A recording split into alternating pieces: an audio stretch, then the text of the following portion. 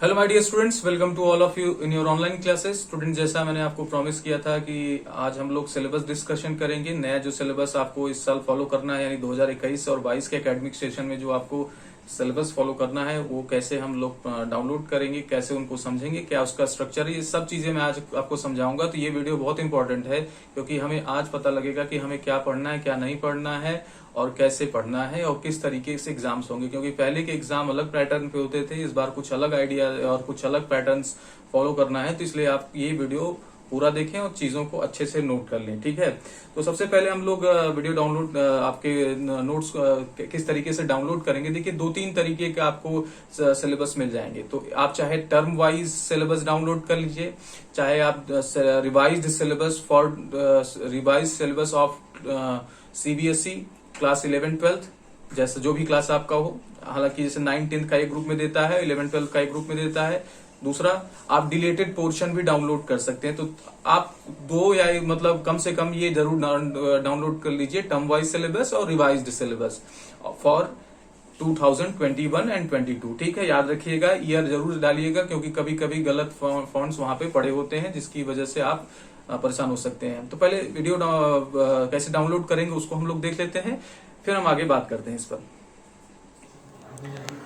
चलिए बच्चों, हम लोग अब डाउनलोड करते हैं अपना पीडीएफ। तो आप इस तरीके से टाइप करेंगे गूगल पे सीबीएसई टर्म वाइज सिलेबस 11-12, क्योंकि 11-12 का एक साथ देता है तो आप एक साथ कर लीजिए। हाँ, 2021-22 का ध्यान रखेंगे। आप जब सर्च करेंगे तो अलग अलग ऑप्शंस आएंगे, लेकिन हम चलेंगे cbseacademic.nic.in पर।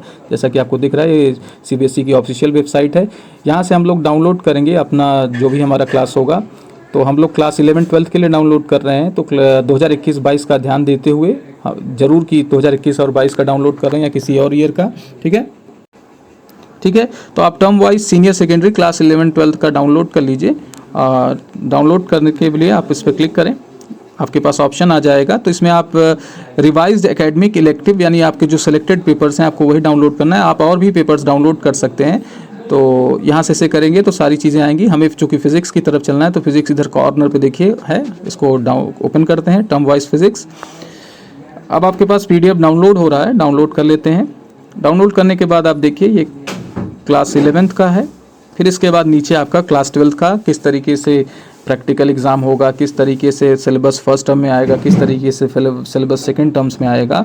ऊपर पहले क्लास 11th, फिर क्लास 12th, फिर आपके प्रैक्टिकल एग्ज़ाम में कौन इंटरनल एग्जामिनर होगा, कौन एक्सटर्नल एग्जामिनर होगा, इसको आपको देख लेना है। ठीक है, तो चलो देख लेते हैं।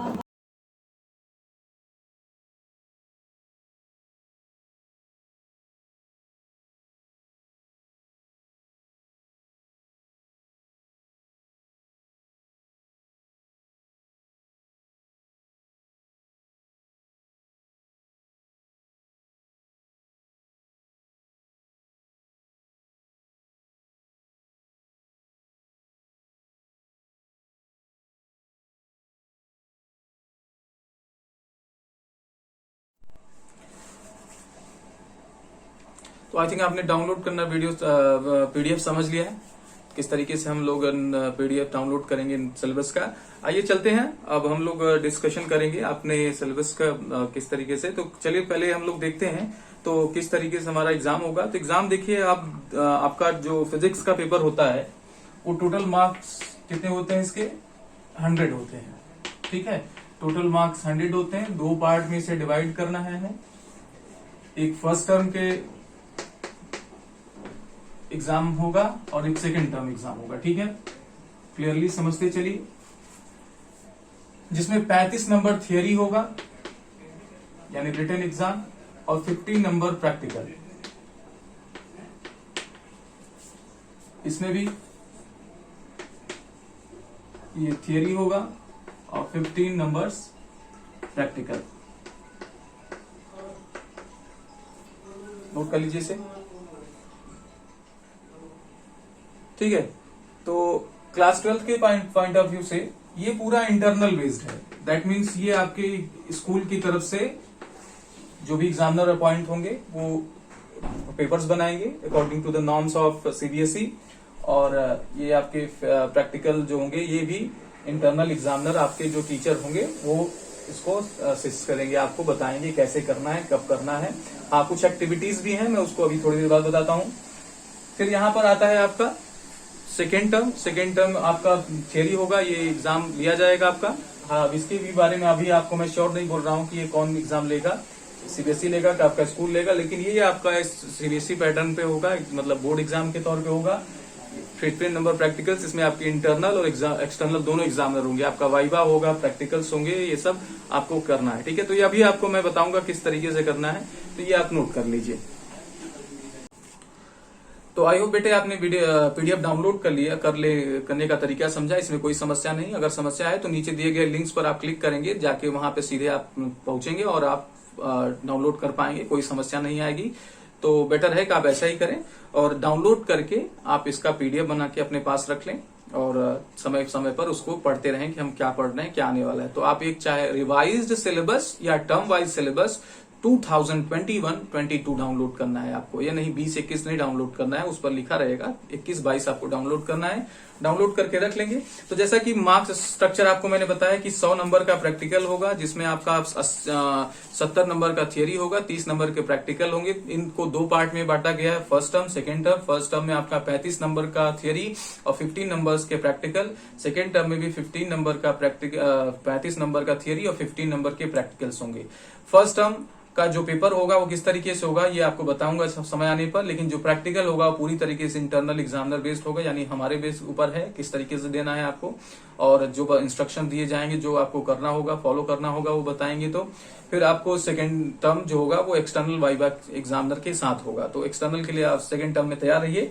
चलिए अब चलते हैं, डिस्कस करते हैं आपके फर्स्ट टर्म के सिलेबस के बारे में, सेकंड टर्म के सिलेबस के बारे में, प्रैक्टिकल्स एक्टिविटीज के बारे में बात करते हैं और सब कुछ आपको समझाते हैं। तो अभी सिर्फ सिलेबस हम लोग रीड करेंगे और देखेंगे कि हमें क्या क्या पढ़ना है। ठीक है, तो आपके स्क्रीन पर देखिए पहला आपका टर्म का चार्ट आ गया। चार्ट देखिए क्या है, जिसमें आपको बताया गया है कि कौन से यूनिट्स हैं, नंबर ऑफ पीरियड्स कितने, मतलब क्लास में उसे खत्म करना, कितने मार्क्स के हैं, तो मार्क्स डिस्ट्रीब्यूशन भी नोट करते चलेंगे हम लोग।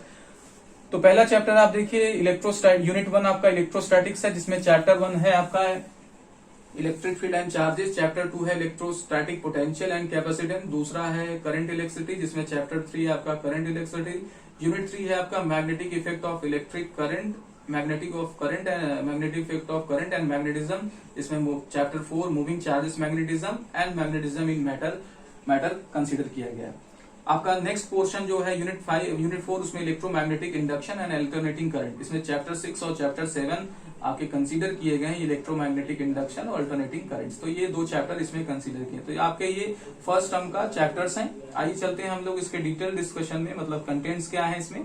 तो इलेक्ट्रिक चार्जेस एंड फील्ड में देखिए इलेक्ट्रिक चार्जेस है, conservation of charge, Coulomb's law, force between 2 point charges, force between multiple charges, superposition principle and continuous charge distribution, electric field due to the point charge, electric field line, the electric dipole, electric field due to the dipole, torque on dipole, uniform electric field, electric flux, statement of Gauss's law of Gauss theorem and its application, find field due to infinitely long straight wire on uniformly charged infinite plane sheet। ये पहला chapter है, पहला chapter आपने पढ़ा, almost सभी चीजें भी हैं, है ना, एक दो चीजें काटी गई हैं, लेकिन हम आपको बताएंगे क्या काटा गया है। फिलहाल चलते हैं चैप्टर 2 पे।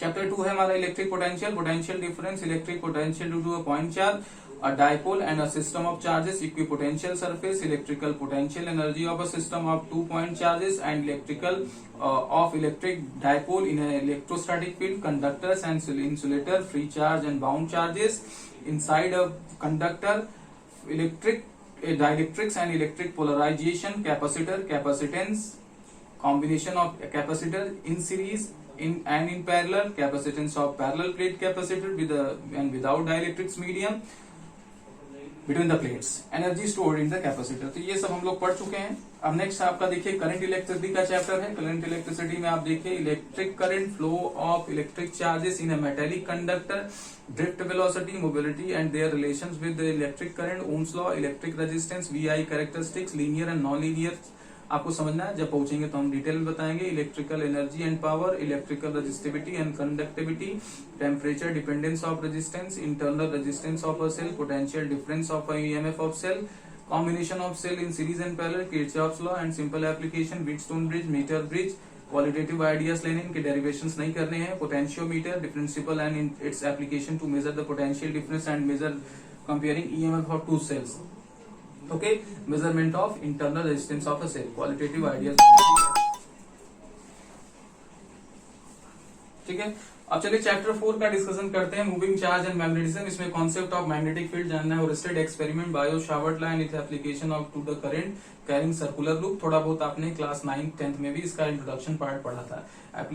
Amperes law and its application to infinitely long straight wire, straight and toroidal solenoids, इनके बारे में सिर्फ क्वालिटेटिव ट्रीटमेंट्स करने हैं। Force on moving charge in uniform magnetic field and electric field, force on a current carrying conductor in a uniform magnetic field, है आपका next force between two parallel current carrying wires conductor, definitions of 1 ampere, 1 ampere की definition हम लोग इसके through जानेंगे। Torque experience by torque loop in a uniform magnetic field, moving coil galvanometer, its current sensitivity and conversion to the ammeter and voltmeter. Chapter 5 में देखिए क्या है, current loop as a magnetic dipole and its magnetic dipole movement, magnetic dipole movement of a revolving electron. फिर है bar magnet as an equivalent solenoid. फिर है magnetic field lines, earth magnetic field and magnetic elements.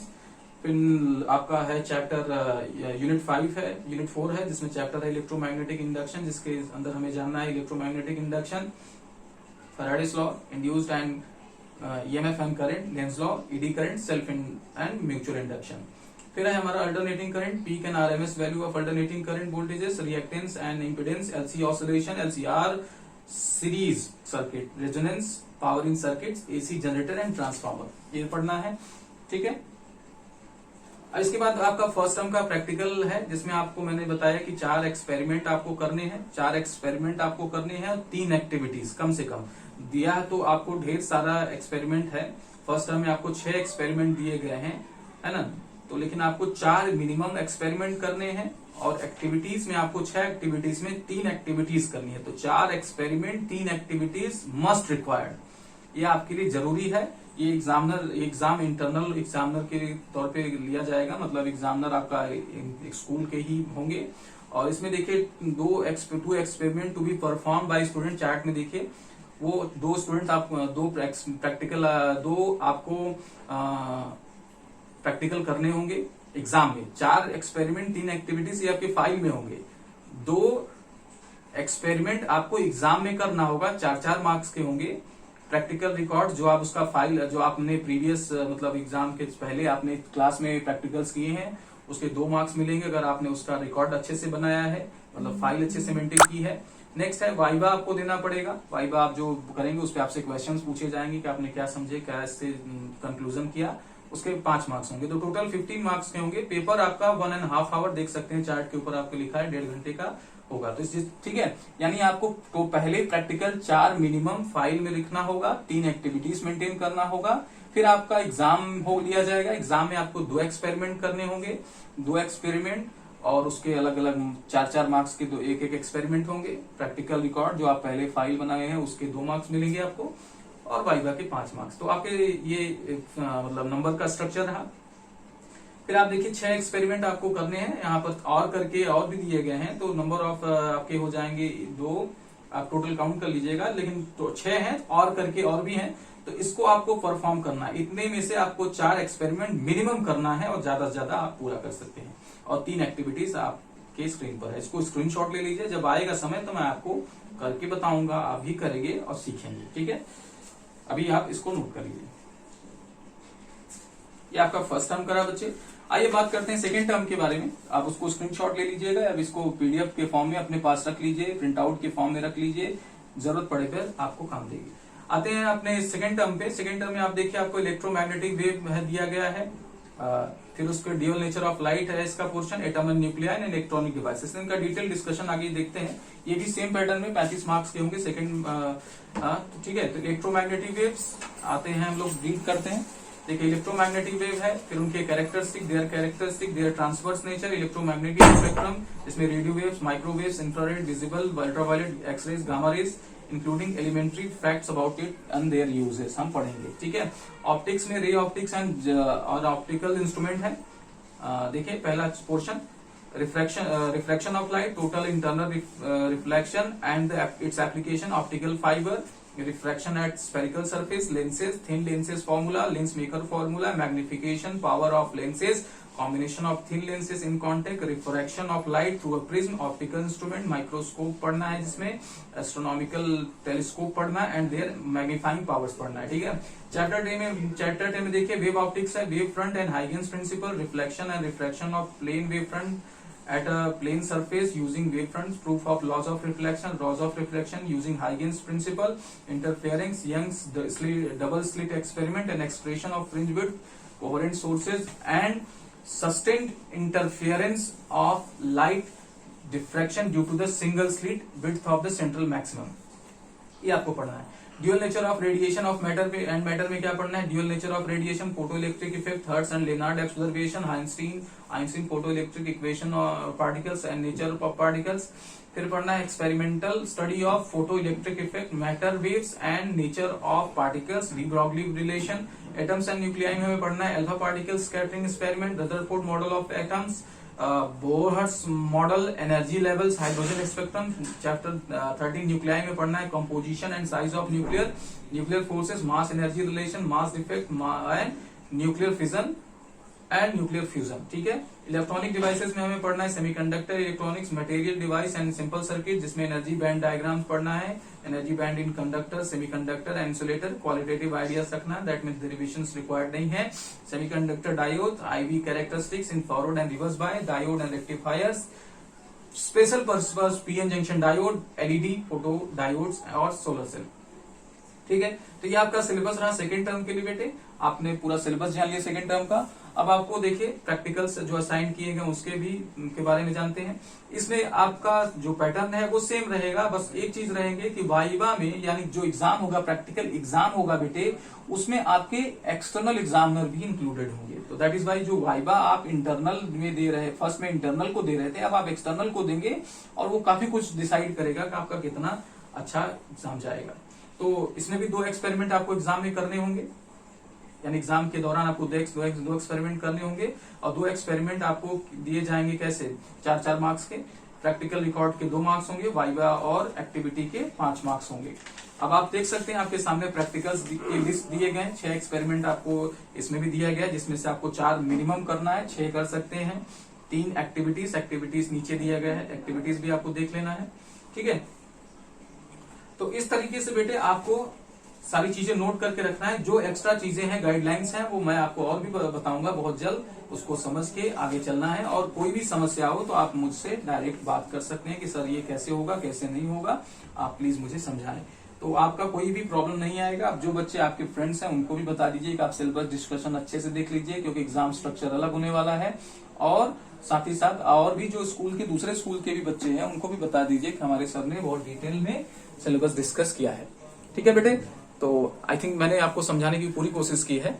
अगर कोई समस्या है तो आप बात कर लेना। ठीक है, चलिए आज के लिए इतना ही, मिलते हैं कल से स्टार्ट करेंगे इसी पैटर्न पर। और जो भी चीजें आपके मन में कंफ्यूजन है, कंफ्यूजन न रख के आप सर से, आप मेरे से आप बात करिए और आपकी प्रॉब्लम हम सॉल्व करेंगे। ठीक है बेटे, और जो भी चीजें रिलेटेड लिंक है वो नीचे है, उससे डाउनलोड कर लीजिएगा। चलिए आज के लिए इतना ही, थैंक यू वेरी मच।